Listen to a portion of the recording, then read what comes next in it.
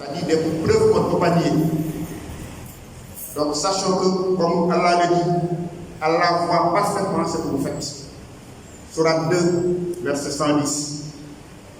Malheur à tout orgueil qui tourne le dos au conseil, au prêche et à la guidance. N'avez-vous pas entendu la parole d'Allah à propos de celui qui propageait le désordre sur terre? Et quand on lui dit, redoute Allah, c'est-à-dire crains ton Seigneur, l'orgueil criminel s'empare de lui. L'enfer lui suffira. Qu'est-ce que cela veut dire? C'est l'enfer qui sera sa demeure, qu'Allah nous en préserve. Et quel mauvais lit, certes, l'enfer d'un mauvais lit, qu'Allah nous en préserve et en préserve l'ensemble des musulmans. Et vous ne pourrez pas vous opposer à sa puissance, c'est-à-dire à Allah, ni sur terre, ni au ciel. Et il n'y a pas pour vous, en dehors d'Allah, ni allié, ni secoureur. En dehors d'Allah, on n'a ni allié, ni secoureur. C'est Allah l'allié, c'est Allah le secoureur.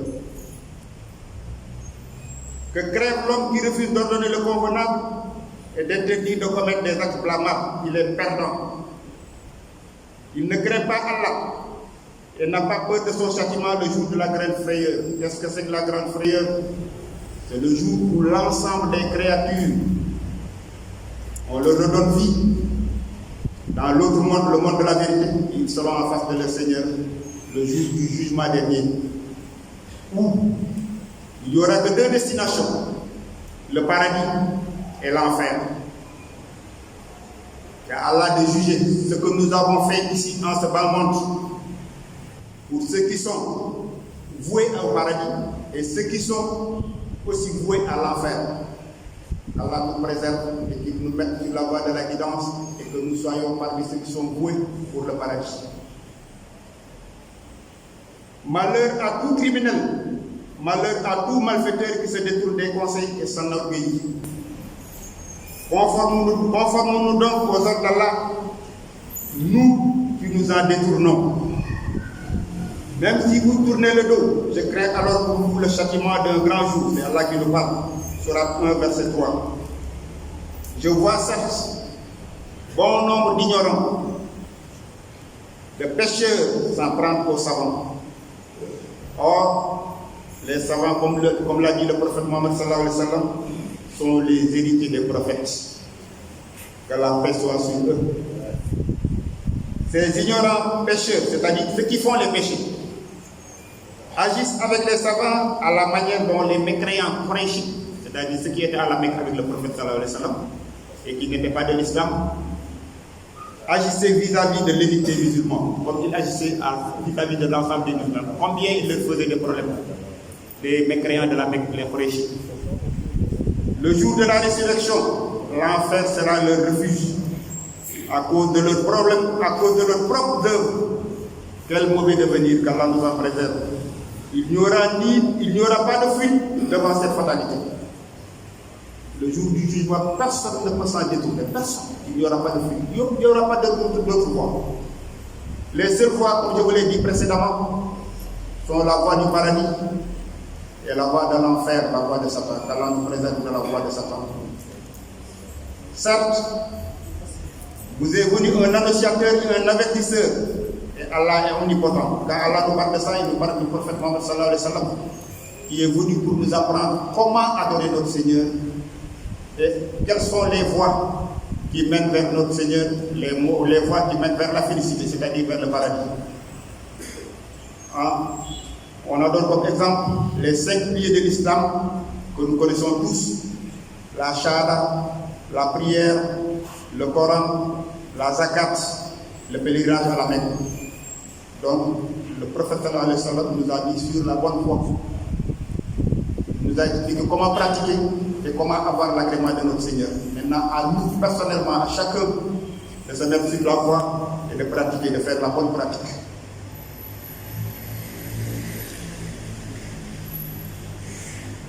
Quel est ce détournement d'Allah alors que la vie présente n'est que jouissance trompeuse? La vie présente n'est que jouissance trompeuse. Nous ne devons pas être guidés par les passions. Les passions nous mènent vers Satan. Nous devons nous guider vers la voie de Dieu, Allah subhanahu wa ta'ala.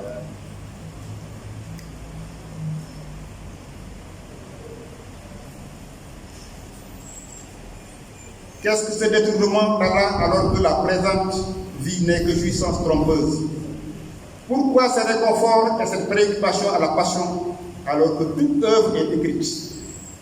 Êtes-vous à l'abri de celui qui est au ciel? Est-ce que vous êtes à l'abri de celui qui est au ciel, c'est-à-dire Allah? Personne ne peut se cacher de Allah. Il voit tout en temps. Et celui qui va nous engloutir demain, c'est-à-dire quand on meurt, on ne sera pas sur terre, on sera englouti.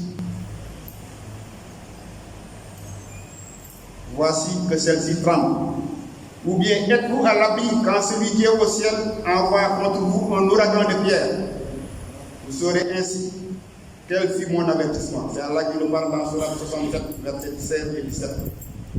Craignons donc Allah, améliorons notre conduite et nos œuvres avant que n'arrive le châtiment avilissant.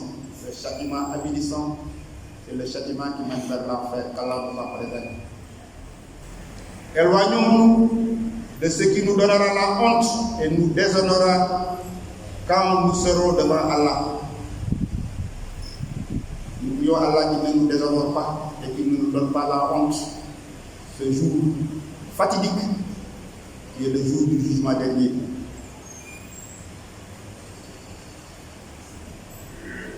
Préparons-nous ce qui nous fera jouir du bonheur et ne suivons pas les pas de Satan, le maudit. Le diable est pour vous un criminel, c'est le prophète, c'est Allah qui nous le dit. Le diable, c'est Satan. Prenez-le donc pour un ennemi, il ne fait qu'appeler ses partisans pour qu'ils soient des gens de la fournaise. C'est-à-dire qu'il quitte ses partisans pour les amener en enfer, qu'Allah nous en préserve. Hadith, le prophète sallallahu alayhi wa sallam a dit: vous ordonnerez le convenable et interdirez de commettre des actes blâmables. Sinon, Allah vous rendra maître de vos actes, de vos mauvais actes. Vous demanderez ses avantages et on ne vous répondra pas. Rapporté par Tabarani. Le prophète sallallahu alayhi wa sallam a dit: toute exhortation sur la religion de la part d'Allah envers son serviteur est une grâce de la part d'Allah. Toute exhortation sur la religion de la part d'Allah envers son serviteur, le prophète sallallahu alayhi wa sallam, est une grâce de la part d'Allah. Le serviteur l'accepte avec remerciement, sinon c'est un argument contre lui. Il s'adonne au péché et Allah accroît sur lui sa colère, qu'Allah nous préserve de sa colère. Cheikh Ahmadou Bamba a écrit: si tu récites la basmala, qu'est-ce que c'est que la basmala? C'est pas compliqué. C'est Bismillahirrahmanirrahim. Si vous récitez la basmala, Bismillahirrahmanirrahim, 10 fois le matin, et vous le faites suivre de La hawla wa la quwwata illa billah al-azim, écoutez ce que vous aurez comme récompense.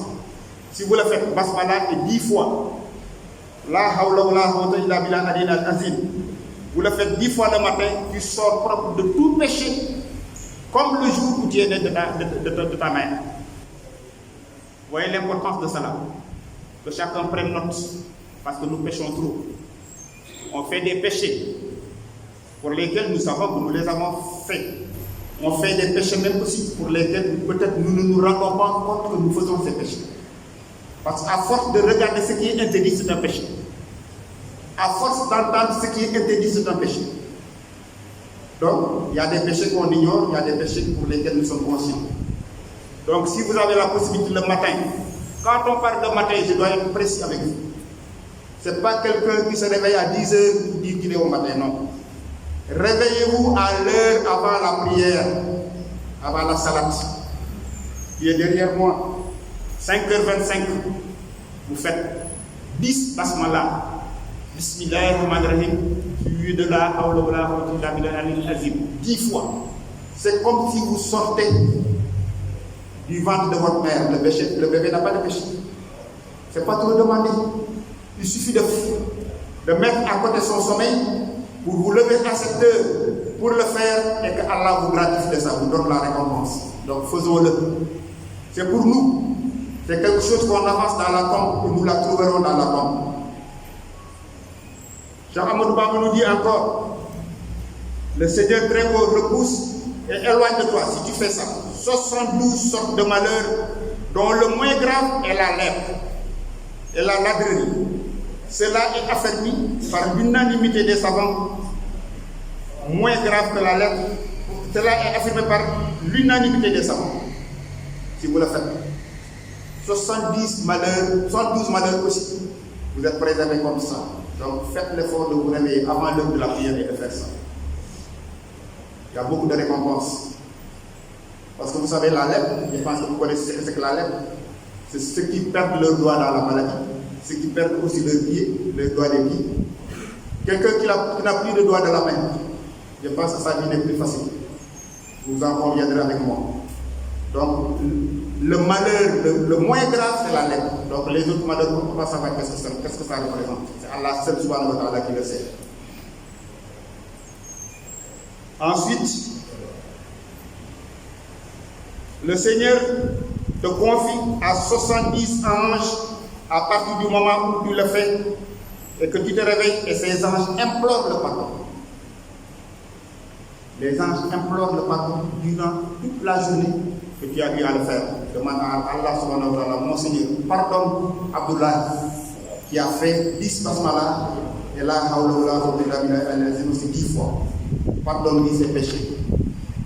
Et les anges ne font pas de péché. Donc, quand tu demandes pardon à le Seigneur accepte à leur prière. Donc, faisons-le.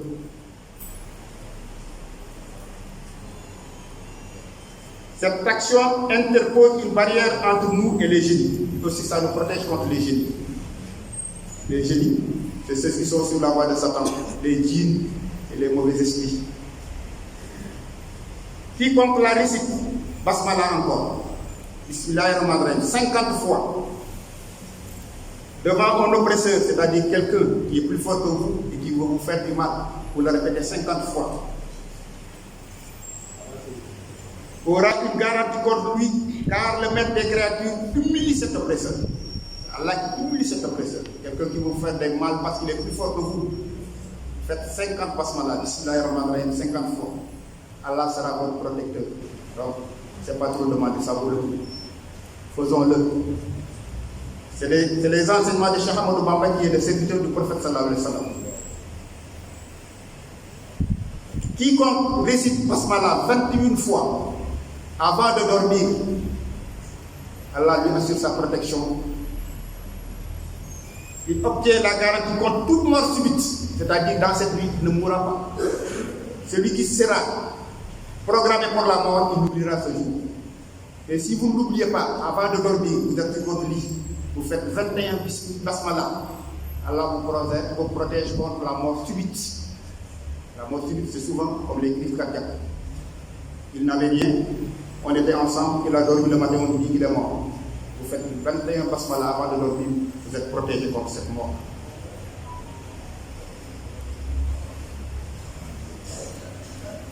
Et vous êtes protégé ensuite de tout cambriolage. Ça vaut le coup parce que nous sommes dans un monde où il y a tellement de malfaiteurs qui, quand vous dormez, le peu de choses que vous avez gardées, ils veulent venir les prendre, les voleurs.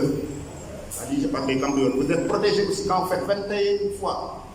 Basmala, Bismillahirrahmanirrahim, 21 fois, 10 fois. 10 fois et une fois, pas plus ni moins. Vous êtes protégé aussi contre le cambrioleur et la mort subite. Donc ça vaut le coup. Ce sont les enseignements de Cheikh Ahmadou Bamba.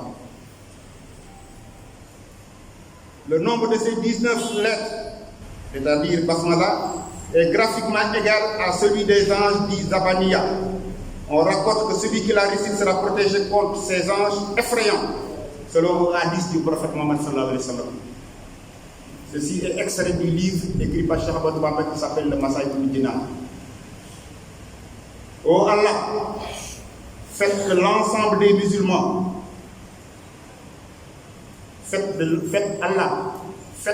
l'ensemble des musulmans soient nos amis. Qu'est-ce que cela veut dire? Le musulman doit être ami du musulman. Oh Allah, faites que l'ensemble des musulmans soient nos amis. Ça veut dire que le musulman doit être l'ami du musulman. Nous demandons à Allah que nous soyons tous les musulmans des amis. Nous serons alors éloignés du mal. Nous demandons à Allah subhanahu wa ta'ala de nous accorder longue vie, bonne santé, prospérité et qu'il nous mette sur la voie de la guidance. À titre d'information, Cheikh Ahmadou Bamba qui a été exilé par le colonisateur français ici au Gabon de 1895 à 1902 et qui est retourné au Sénégal en 1902. Ça a été une défaite pour le colonisateur parce que si le colonisateur voulait, ce qu'il voulait, c'est qu'il reste ici, c'est-à-dire qu'il meure au Gabon.